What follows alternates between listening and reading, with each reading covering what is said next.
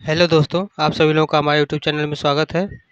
तो अब हम करने वाले हैं 1 जुलाई के आपके सभी शिफ्टों के प्रश्नों को करने वाले हैं। यह जो आपका एग्ज़ाम है जूनियर अकाउंट क्लर्क, आज से आपका जूनियर अकाउंट क्लर्क का एग्ज़ाम स्टार्ट हो गया है।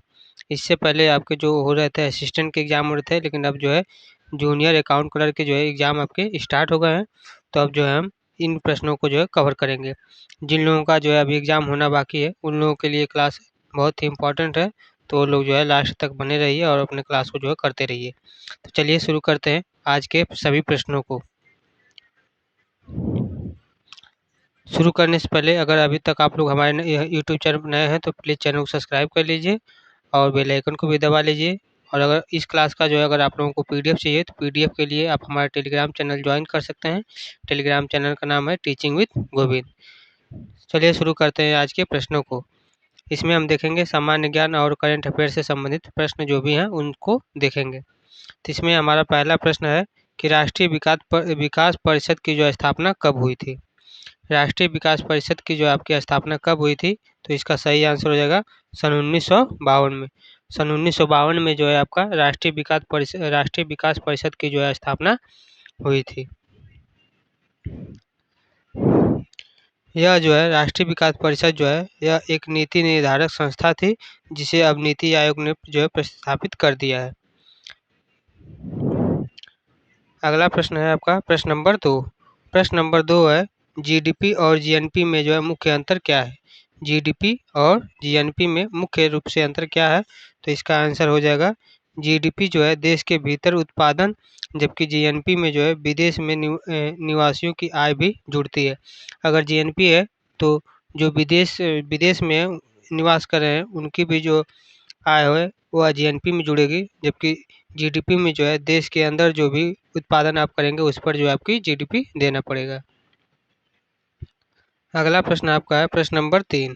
प्रश्न नंबर 3 है भारतीय लेखा महानियंत्रक यानी कि सीएजी किस अनुच्छेद में वर्णित है।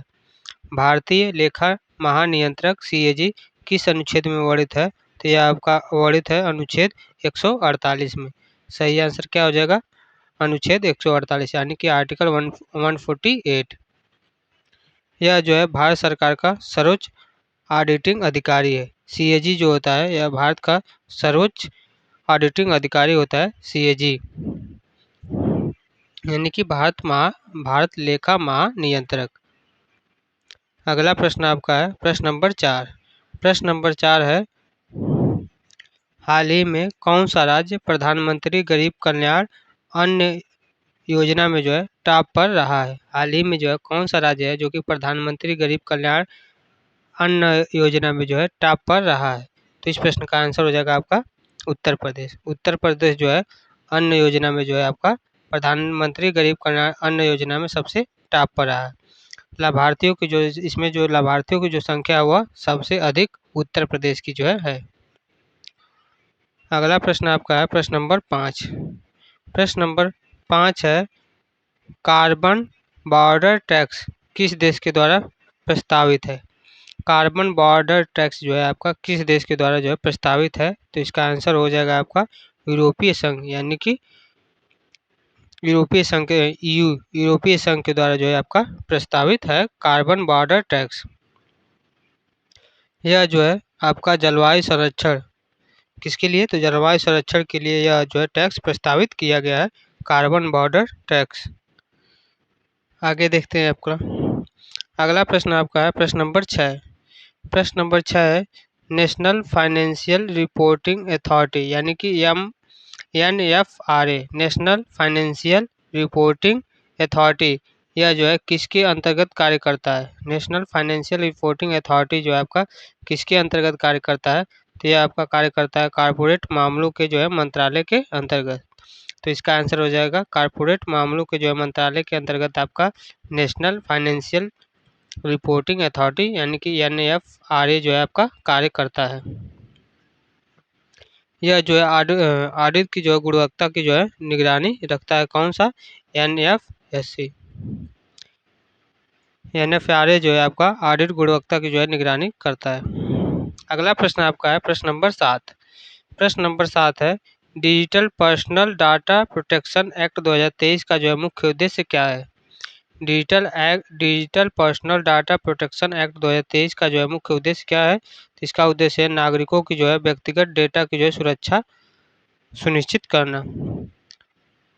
Digital personal data protection act 2023 का उद्देश्य है आपका नागरिकों की जो व्यक्तिगत डाटा की जो सुरक्षा को जो है सुनिश्चित करना, इसका उद्देश्य है।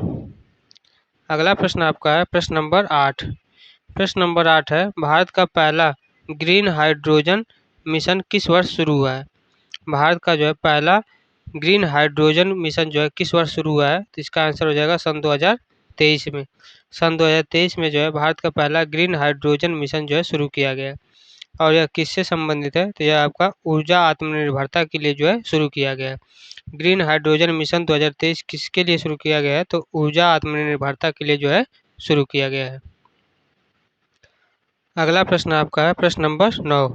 प्रश्न नंबर 9 है इंडिया स्टैक में कौन कौन सी जो है सेवाएं आती है? इंडिया स्टैक में जो आपकी कौन कौन सी जो सेवाएं आती है? तो इसमें आपका आधार, यूपीआई, डिजिलॉकर, ई-केवाईसी, फास्टैग, ये सभी के सभी जो है इंडिया स्टैक के अंतर्गत जो है इंडिया स्टैक की जो है सेवाएं के अंतर्गत आती है। और ये सभी के सभी जो है आपका ओपन डिजिटल प्लेटफॉर्म है। ये सभी के सभी क्या है? तो ओपन जो है डिजिटल प्लेटफॉर्म है। अगला प्रश्न आपका है प्रश्न नंबर 10। प्रश्न नंबर 10 है वित्तीय घाटा यानी कि फिजिकल डिफिक्ट क्या दर्शाता है? फिजिकल डिफिक्ट यानी वित्तीय घाटा जो है आपका क्या दर्शाता है? तो यह आपका दर्शाता है कुल खर्च और कुल आय को बिना उधार का अंतर। कुल खर्च और कुल आय के जो है अंतर को जो है यह दर्शाता है। वित्तीय घाटा जो आपका कुल खर्च और कुल आय के जो है अंतर को दर्शाता है। अगला प्रश्न आपका है प्रश्न नंबर 11। प्रश्न नंबर 11 है इंडेक्स ऑफ इकोनॉमिक्स फ्रीडम 2024 में भारत की जो है रैंक क्या रही है? इंडेक्स ऑफ इकोनॉमिक फ्रीडम 2024 में भारत की जो है रैंक क्या रही है? तो भारत की रैंक रही है 131वां। भारत की कौन सी रैंक रही है? तो भारत की रैंक जो है आपका 131वां रैंक रही है। यह जो है हेरिटेज फाउंडेशन के द्वारा जो है जारी किया गया है। इंडेक्स ऑफ इकोनॉमिक फ्रीडम 2024 किसके द्वारा जारी किया गया है? तो यह आपका हेरिटेज फाउंडेशन के द्वारा जो है जारी किया गया है। अगला प्रश्न आपका है प्रश्न नंबर 12। प्रश्न नंबर 12 है CRR और SLR किसके नियंत्रण में है? CRR और SLR किसके नियंत्रण में है? तो इसका आंसर हो जाएगा RBI। CRR और SLR जो है किसके नियंत्रण में है? तो RBI के नियंत्रण में है, क्योंकि यह जो है मौद्रिक नीति का जो है एक प्रकार से आपका उपकरण है CRR और SLR। अगला प्रश्न आपका है प्रश्न नंबर 13। प्रश्न नंबर 13 है IFRS का जो है फुल फॉर्म यानी कि पूर्ण रूप क्या होगा? IFRS का फुल फॉर्म क्या होगा? तो international financial reporting standards. IFRS का फुल फॉर्म होगा इंटरनेशनल फाइनेंशियल रिपोर्टिंग स्टैंडर्ड। यह जो है वैश्विक लेखा मानक है। IFRS क्या है? यह जो है आपका वैश्विक लेखा मानक है। अगला प्रश्न आपका है प्रश्न नंबर 14। प्रश्न नंबर 14 है भारत सरकार के वार्षिक लेखांकन की अंतिम संकलन रिपोर्ट कौन जारी करता है? भारत सरकार के जो है वार्षिक लेखांकन की अंतिम संकलन रिपोर्ट कौन जारी करता है? तो इसका आंसर हो जाएगा नियंत्रक एवं महालेखा परीक्षक यानी कि CAG जारी करता है। भारत सरकार के वार्षिक लेखांकन की अंतिम संकलन रिपोर्ट कौन जारी करता है? तो नियंत्रक एवं महालेखक परीक्षक यानी कि CAG जारी करता है। अगला प्रश्न आपका है प्रश्न नंबर 15। प्रश्न नंबर 15 है goods and service tax network यानी कि GSTN का जो है कार्य क्या होता है? Goods and service tax network GSTN का कार्य क्या होता है? तो इसका कार्य होता है GST से जुड़ा IT जो ढांचा है उसको प्रतिबंधित करना। GSTN का कार्य होता है GST से जुड़ा IT ढांचा जो है उसको प्रतिबंधित करना। अब हम देखेंगे हिंदी व्याकरण से संबंधित प्रश्न। हिंदी से संबंधित प्रश्नों को जो है करेंगे, जिसमें आपका अगला प्रश्न है प्रश्न नंबर 16 कि दुष्कर्म शब्द में कौन सा उपसर्ग है। दुष्कर्म शब्द में जो है आपका कौन सा उपसर्ग है, तो इसका आंसर हो जाएगा दुष। दुष शब्द जो है आपका उपसर्ग है। यह जो है नकारात्मकता को जो है दर्शाता है। दुष जो है आपका किसको दर्शाता है, नकारात्मकता को दर्शाता है। अगला प्रश्न आपका है प्रश्न नंबर 17। प्रश्न है आगमन शब्द में जो है कौन सा समास है। आगमन शब्द में आपका कौन सा समास है, तो इसका आंसर हो जाएगा तत्पुरुष समास। आगमन शब्द में जो आपका कौन सा समास है, तो तत्पुरुष समास है। आगमन का संधि विच्छेद क्या होगा, आ प्लस गमन। आगमन का संधि विच्छेद क्या होगा, आ प्लस गमन। अगला प्रश्न है प्रश्न नंबर 18।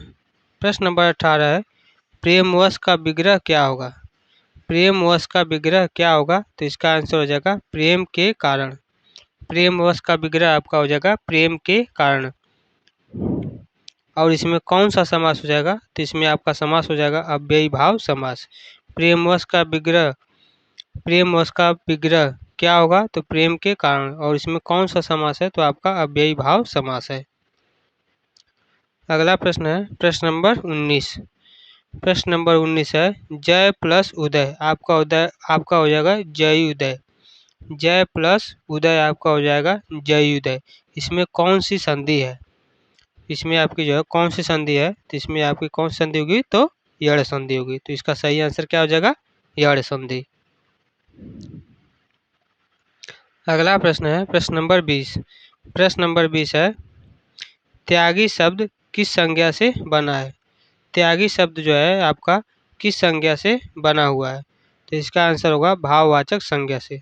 त्यागी शब्द जो है आपका किस संज्ञा से बना हुआ है, तो आपका भाववाचक संज्ञा से जो है बना हुआ है। त्यागी का जो है, त्यागी में जो है आपका त्याग प्लस ई। त्यागी में कौन सा प्रत्यय जुड़ा हुआ है, तो आपका ई प्रत्यय जुड़ा हुआ है त्यागी में। तो इस पॉइंट को भी आप याद करिए। अगला प्रश्न है आपका प्रश्न नंबर 21। प्रश्न नंबर 21 है उदाहरण शब्द किस संधि से बना है। उदाहरण शब्द जो है आपका किस संधि से बना है, तो उदाहरण शब्द में जो आपका उपसर्ग प्लस धातु रूप से बना हुआ है, जिसमें उद प्लस आहरण, उद प्लस आहरण मिलकर आपका हो जाएगा उदाहरण। जिसमें आपका उद जो है उपसर्ग, उद जो है आपका उपसर्ग है और आहरण जो है आपका धातु रूप है। और उद क्या है, तो उद आपका उपसर्ग है। अगला प्रश्न है प्रश्न नंबर 22। प्रश्न नंबर 22 है समानार्थक शब्द का पर्यायवाची क्या होगा। समानार्थक शब्द का जो है आपका पर्यायवाची क्या होगा, तो इसका आंसर हो जाएगा पर्यायवाची। समानार्थक का पर्यायवाची खुद आपका पर्यायवाची ही होता है। सही आंसर हो जाएगा पर्यायवाची। अगला प्रश्न है प्रश्न नंबर 23। प्रश्न नंबर 23 है कारक। कारक जो है कितने प्रकार के होते हैं, तो कारक जो है आपका 8 प्रकार का होता है। तो सही आंसर हो जाएगा 8। कारक जो है आपके कितने प्रकार के होते हैं, तो कारक आपके 8 प्रकार के होते हैं। कौन कौन से होते हैं, तो कर्ता कारक, कर्म कारक, कर्ण कारक, संप्रदान कारक, अपादान, अधिकरण, संबोधन और संबंध कारक। यह जो है आपके कारक के प्रकार हैं। कारक कितने प्रकार के होते हैं, तो 8 प्रकार के, जिसमें आपका कर्ता कारक, कर्म, करण, संप्रदान, अपादान, अधिकरण, संबोधन और संबंध कारक, ये सभी 8 जो है आपके कारक होते हैं। अगला आपका प्रश्न है प्रश्न नंबर 24। प्रश्न नंबर 24 है संपन्न शब्द का विलोम क्या होगा। संपन्न शब्द का जो है आपका विलोम क्या होगा, तो इसका आंसर हो जाएगा विपन्न। संपन्न का विलोम क्या हो जाएगा, तो विपन्न हो जाएगा। अगला प्रश्न है प्रश्न नंबर 25। प्रश्न नंबर 25 है वह बालक दौड़ता है, वाक्य में कौन सा काल होगा। वह बालक जो है दौड़ता है, इसमें कौन सा कालक होगा, इसमें कौन सा काल होगा, तो चूंकि वह बालक दौड़ता है तो अभी दौड़ता है, तो यह आपका हो जाएगा वर्तमान काल है। इसमें कौन सा काल होगा, तो आपका वर्तमान काल यानी कि प्रेजेंट टेंस हो जाएगा। अब हम देखेंगे कंप्यूटर पर आधारित प्रश्न को। कंप्यूटर पर जो है आधारित प्रश्नों को देखेंगे, जिसमें आपका प्रश्न है प्रश्न नंबर 26। टैली प्रोग्राम का प्रमुख प्रयोग किसमें होता है। जो टैली प्रोग्राम है उसका प्रयोग प्रमुख रूप से किसमें होता है, तो आपका अकाउंटिंग और जीएसटी रिपोर्टिंग। अकाउंटिंग और जीएसटी रिपोर्टिंग में जो है आपका टैली प्रोग्राम का जो है प्रयोग किया जाता है। सही आंसर क्या हो जाएगा? अकाउंटिंग और जीएसटी रिपोर्टिंग। आगे देखेंगे, अगला प्रश्न है प्रश्न नंबर 27। प्रश्न है क्लाउड स्टोरेज का जो है लाभ क्या है? क्लाउड स्टोरेज का क्या लाभ होता है? तो कहीं से भी डेटा एक्सेस और बैकअप की जो सुविधा होती है वह क्लाउड स्टोरेज से लाभ हो जाता है कि अगर कहीं से भी जो डेटा है वह एक्सेस हो जाता है आपका क्लाउड स्टोरेज में, और बैकअप भी आपका क्लाउड स्टोरेज से मिल जाता है। तो क्लाउड स्टोरेज का जो है यही लाभ होता है। अगला प्रश्न आपका है प्रश्न नंबर 28। प्रश्न नंबर 28 है पाइवोट टेबल किस सॉफ्टवेयर में प्रयोग होता है?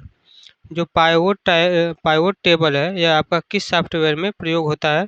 तो इसका आंसर हो जाएगा एमएस एक्सेल। एमएस एक्सेल में जो है आपका पाइवोट टेबल का जो है प्रयोग, पाइवोट टेबल सॉफ्टवेयर का जो है प्रयोग किया जाता है। इससे जो है आपका डेटा विश्लेषण हेतु प्रभावी टूल काम आते हैं। एमएस एक्सेल से जो डेटा विश्लेषण होते हैं वो सभी टूल्स जो है इसमें काम आ जाते हैं।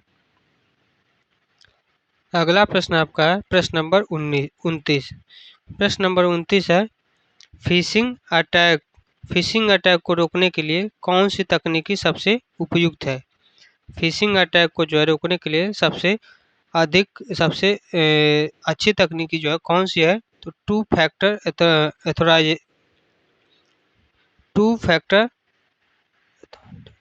ऑथेंटिकेशन। टू फैक्टर ऑथेंटिकेशन यानी कि 2FA। टू फैक्टर ऑथेंटिकेशन जो है फिशिंग अटैक को रोकने के लिए जो है सबसे अच्छी तकनीकी है। तो सही आंसर क्या हो जाएगा? Two factor authentication. अगला प्रश्न है प्रश्न नंबर 30। प्रश्न नंबर 30 है XBRL का जो है प्रयोग किसके लिए किया जाता है? XBRL का जो प्रयोग है यह आपका किसके लिए किया जाता है? तो इसका आंसर हो जाएगा वित्तीय डेटा की जो है रिपोर्टिंग के लिए। वित्तीय डेटा की जो है रिपोर्टिंग के लिए XBRL का जो है प्रयोग किया जाता है। हमें पूछ देता है कि XBRL का जो है फुल फॉर्म क्या होगा? XBRL का फुल फॉर्म क्या होगा? तो इसका फुल फॉर्म होगा extensible business reporting language. Extensible business reporting language XBRL का जो है फुल फॉर्म होगा। तो आज के जितने भी प्रश्न थे सभी को हमने कवर यानी कि सभी को हमने करवा दिया है। अगर आप लोगों को जो है क्लास अच्छी लगी हो तो क्लास को लाइक करिए, और अगर आप लोगों को जो है पीडीएफ चाहिए तो आप पीडीएफ के लिए आप हमारे टेलीग्राम चैनल से जुड़ सकते हैं जिसका नाम है टीचिंग विथ गोविंद। वहाँ से आप जो है पीडीएफ डाउनलोड कर सकते हैं। अगर आप इस वीडियो को डिस्क्रिप्शन चेक करेंगे तो डिस्क्रिप्शन में भी हम टेलीग्राम चैनल का लिंक दे देंगे, वहाँ से भी आप टेलीग्राम चैनल ज्वाइन कर सकते हैं। और आप जो है अगर आप लोगों को क्लास अच्छी लगी है तो ज़रूर से ज़रूर चैनल को सब्सक्राइब करिए, क्योंकि जब भी हम क्लास को अपलोड करेंगे तो आप लोगों तक जो है पहुंच जाएगी और अपने तैयारी को जो है आप जारी रख सकते हैं। एग्ज़ाम अच्छे जिन लोगों का एग्ज़ाम अभी बाकी है वो लोग अच्छे से तैयारी करिए और एग्ज़ाम दीजिए, आप लोगों का जो है सिलेक्शन ज़रूर हो जाएगा। बस आप अच्छे से पढ़ते रहिए।